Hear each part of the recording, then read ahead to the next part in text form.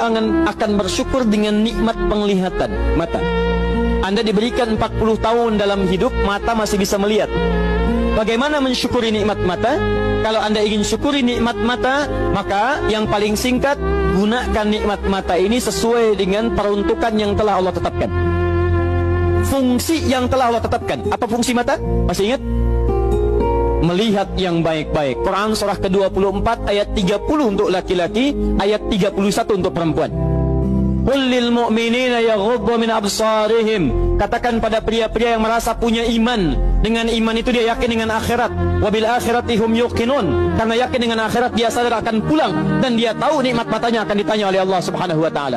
Katakan pada pria-pria yang yakin bahwa matanya akan ditanya oleh Allah. Quran surah ke-17 ayat 36. Innas sam'a wal basara wal fuada kullu ulaika kana anhu mas'ula. Setiap pendengaran Anda, penglihatan Anda, plus apa yang Anda pikirkan, satu saat akan ditanya, dipertanggungjawabkan di hadapan Allah Subhanahu wa taala. Karena itu kata Allah, katakan pada orang-orang yang yakin dengan itu semua, yaghuddu min absarihim, matanya hanya boleh melihat yang baik-baik saja. Yang tidak baik palingkan. Ibu juga sama, ayat 31-nya. Wa kullil mu'minati yaghdudna min absarihinna. Katakan pada perempuan yang merasa yakin dengan Allah, yakin akan pulang, yakin akan ditanya, matanya hanya boleh melihat yang baik-baik saja menurut Allah. Yang tidak baik palingkan.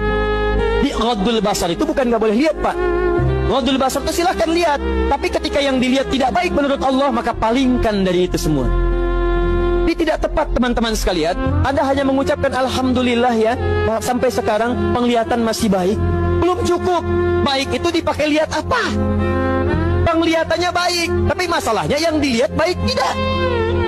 Itu poinnya. Maaf, ada anak usia 4 tahun, Bu, Pak, tidak bisa melihat. Dalam tidak bisa melihatnya, dia masih mau menghafal Al-Quran. Namanya Mu'af. Tinggalnya di Asyut, adanya di Kaira, negaranya Mesir.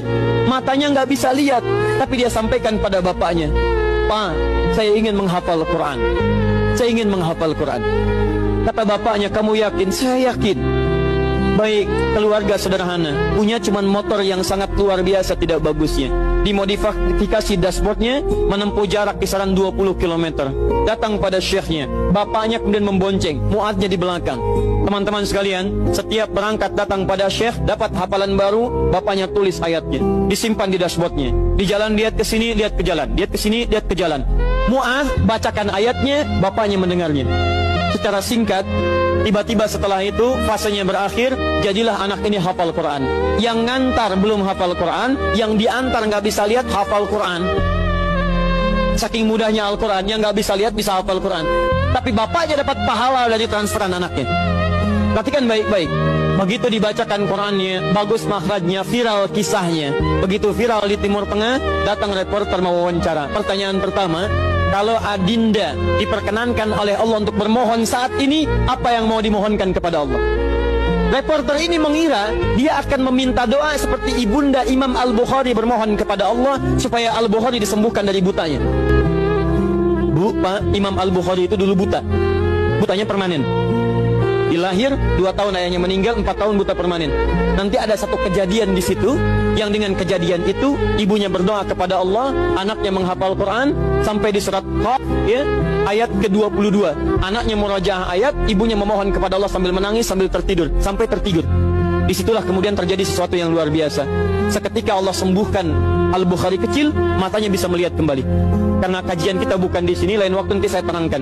Anda yang punya kitab Fathul Bari, Syarah Sahih Al-Bukhari, beli jilid pertama, kitab Muqaddimah, halaman 634, paling kiri, paragraf yang ketiga, baris 1 sampai dengan 9. Anda temukan kisahnya. Nah, reporter ini mengira, ini Mu'ad akan minta kepada Allah seperti Al-Bukhari kecil memohon kepada Allah, matanya bisa melihat lagi. Ternyata lihat baik-baik. Kalau saya diperkenankan bermohon kepada Allah dan permohonan saya dikabulkan, maka pertama saya akan mohon kepada Allah untuk tetap membutakan mata saya sampai dengan kiamat. Ya Rabb, mohon butakan mata saya sampai kiamat, karena dengan buta mata ini saya bisa menghafal Quran. Saya takut ya Allah, kalau saya melihat lagi, mata saya melihat maksiat dan hilang Quran dari hafalan saya. Anda bisa bayangkan, anak kecil 4 tahun, mata nggak bisa lihat, digunakan menghafal Quran. Dan dia takut kalau melihat matanya dipakai maksiat. Antum dikasih 40 tahun. 40 tahun, lebih daripada 4 tahun, lebih dari 14 tahun. Anda sampai 40 tahun, dipakai mata. Dipakai apa mata Anda sampai dengan hari ini? Berapa maksiat yang telah Anda kumpulkan dari mata Anda itu? Mungkin wajar, jangankan hafal, baca masih sulit, lihat mushaf masih enggan, membaca masih susah. Kalau Anda sulit berhadapan dengan Al-Quran dalam pandangan Anda, tanyakan pada diri Anda, dipakai maksiat apa mata ini selama ini?